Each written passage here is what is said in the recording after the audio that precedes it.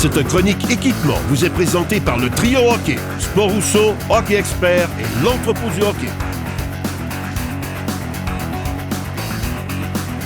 Aujourd'hui, une chronique équipement beaucoup plus axée sur le côté utile que le côté performance pour le joueur de hockey.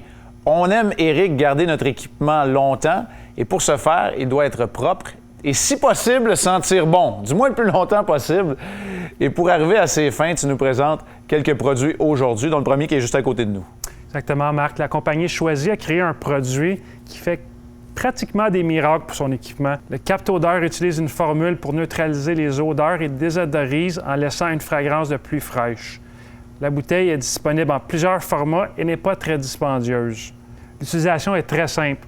Tu vaporises ton équipement après chaque utilisation, la laisses sécher et puis le tour est joué.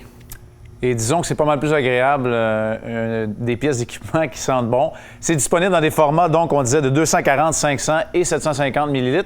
Il y a également un très grand format qu'on peut se procurer en magasin pour pouvoir remplir les plus petites bouteilles qu'on traîne dans le sac d'équipement, dans le sac de hockey.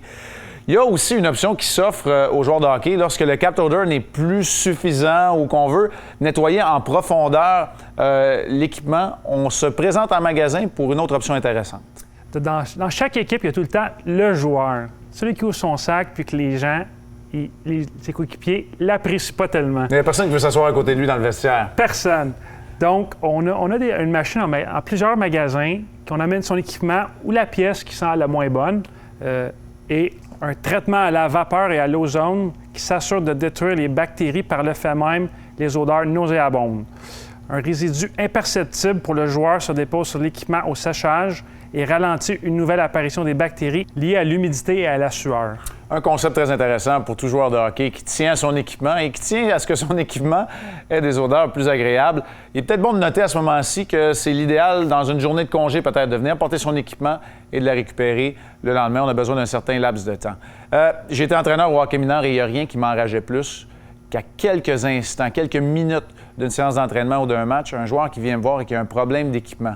Il y a un entretien qu'on doit apporter, un souci qu'on doit apporter à son équipement. Tu as quelques conseils à prodiguer aux jeunes hockeyeurs à ce chapitre. Exactement, Marc. Entre autres, les patins. Il est très important de bien les essuyer après chaque utilisation pour éviter la corrosion et toutes sortes de problèmes que ça pourrait emmener.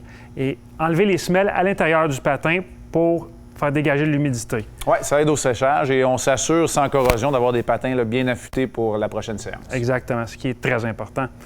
Aussi, le casque. Il faut s'assurer que les vis sont très solides, rien de lousse, et s'assurer qu'il n'y a aucune fissure. Si on trouve une fissure sur un casque, on le remplace. Et évidemment, il est bien important de faire sécher toutes ces pièces d'équipement après chaque séance sur la patinoire. Merci beaucoup, Éric. Autant de conseils pour les joueurs pour un entretien, garder son équipement en bon état le plus longtemps possible. Dès la semaine prochaine, on s'infiltre dans un monde que je connais plutôt bien, l'équipement de gardien de but.